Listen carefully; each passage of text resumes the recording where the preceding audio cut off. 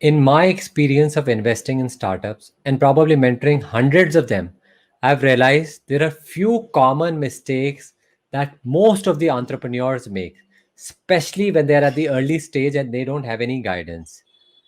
That's the reason 90% of the startups actually fail. So I'll be focusing on three basic things that if you have taken care of those three things, then your success rate is probably going to be very high. In fact, I'll put it the other way around, that your failure chances are going to be very bleak.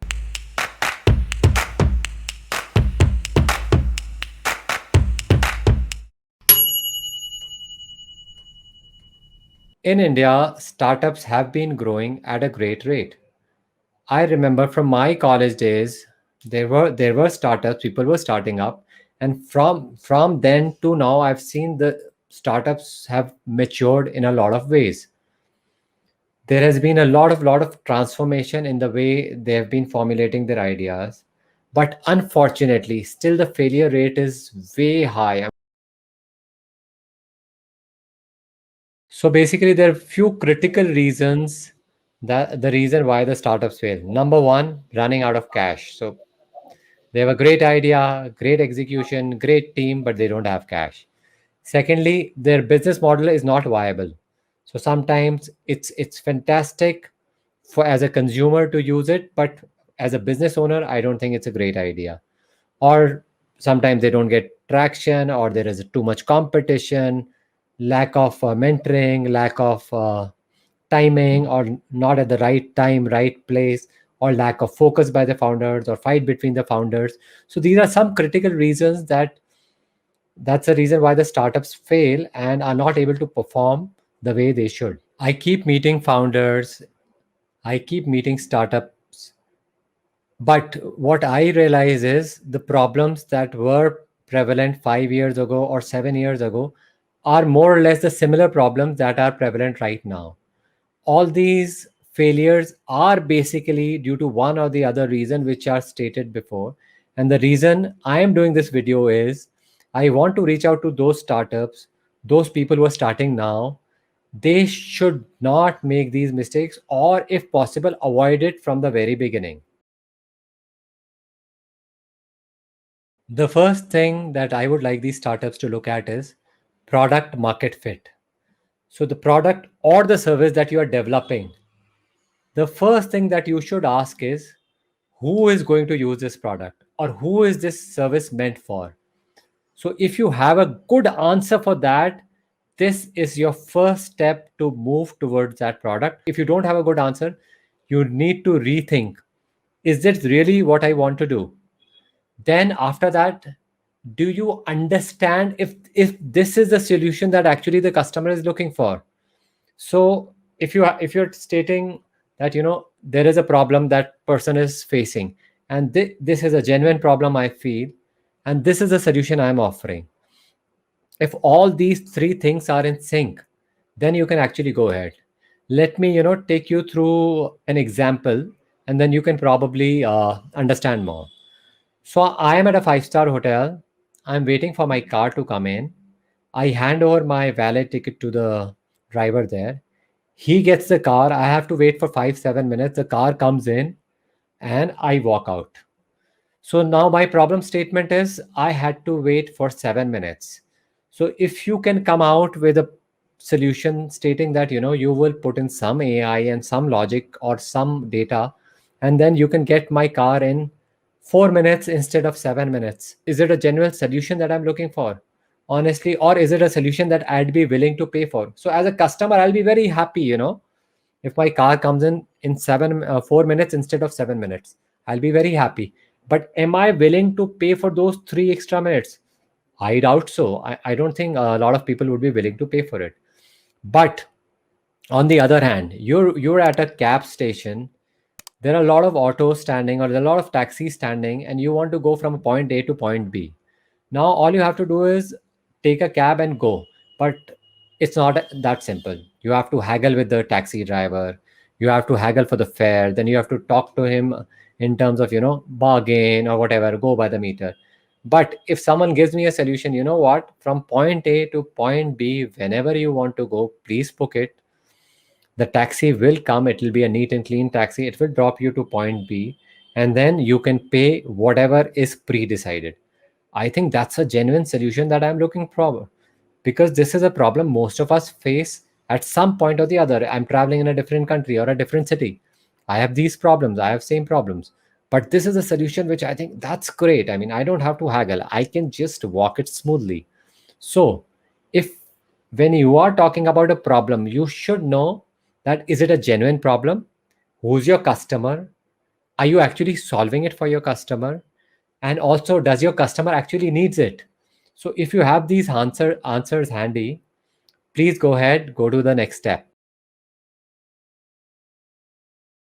As an investor, when I see the founding team having a great solution, the next step that I look at is, do you have a business model in place? So eventually, at the end of the day, you are looking for a model which is profitable. So at some scale or at some level, it should be profitable. Like, the example that I mentioned, as a valet, at the valet, when I'm using those services, I'm not willing to pay for it. So it's great for me as a customer. It's a great bargain for me as a customer, but I'm not willing to pay for it. So I don't think that's a great business model. But if you go back and look at days without e-commerce and now days with e-commerce, so when Flipkart came in or Amazon came in or any of Mintra came in, I'm very happy to use their services. Firstly, it's discounted. Secondly, it's actually solving my problem. Thirdly, it's giving me delivery time, schedule, everything.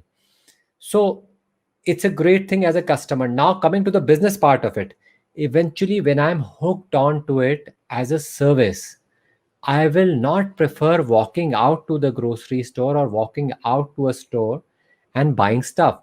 I would prefer buying it online. So my stickiness to those apps is very high, or e-commerce as an industry is very high.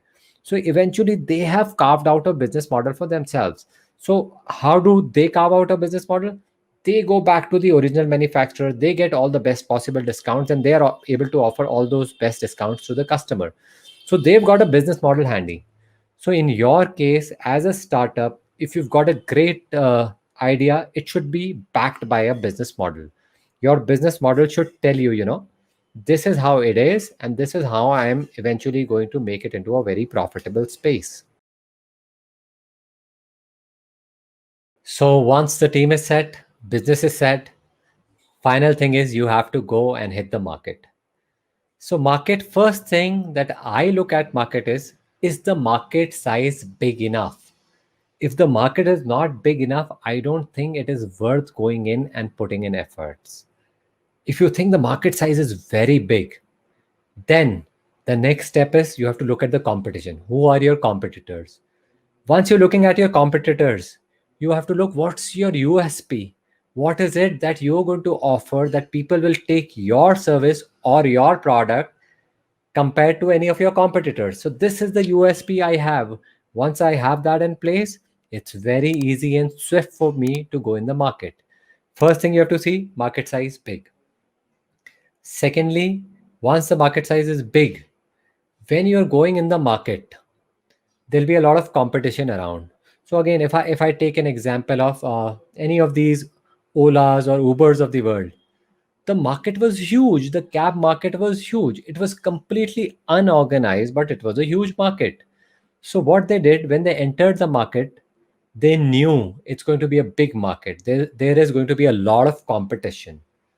They knew their competition, but they had their USP. The USP was they could call the cab at their convenience whenever they want without haggling. So if you have that USP handy, it's very easy for you to compete in the market. And that's the reason Olas and Ubers of the world have sustained and are actually flourishing. They competed with all the taxi services or local cab providers, and now they're able to get the best services, or they're able to give the customer best experience. So in short, if I had to conclude, it's very simple. Whatever product or service you have to be smart enough to know, is this what the customer wants? Will you be able to sell it to your neighbors? Will you be able to sell it to your friends? If yes, then you probably go and see what is the market size. Is it only a city specific or a community specific, or it's a big market that is required? Secondly, once you know the market size and you have a big enough market size where you can enter, then you should know who your competitors are, how would you compete with them, what's your USP. And once you have all these things handy, I think your problem will be solved. And as an investor, it's a great proposition for me because you know exactly what I am thinking or what any investor is thinking. And you are actually focusing on things which are more relevant than anyone else. If you've actually checked all these things, be assured that probably one of the three investors you pitch in would probably be part of your fundraise. So because you've actually solved their problems, you've actually addressed whatever problems they have. So if you want to be investor friendly, please look at these things before you actually pitch into any investor. I've been an active angel investor for past 7 years now, and I've invested in probably more than 50 companies, and I've been mentoring over 100 companies now. So if you want me to invest in your company, please read the article on LinkedIn and follow me on LinkedIn. The link of the article is in the description below. If you've got any questions or comments, please put it in the comment box below. Make sure you subscribe to the channel and like the video.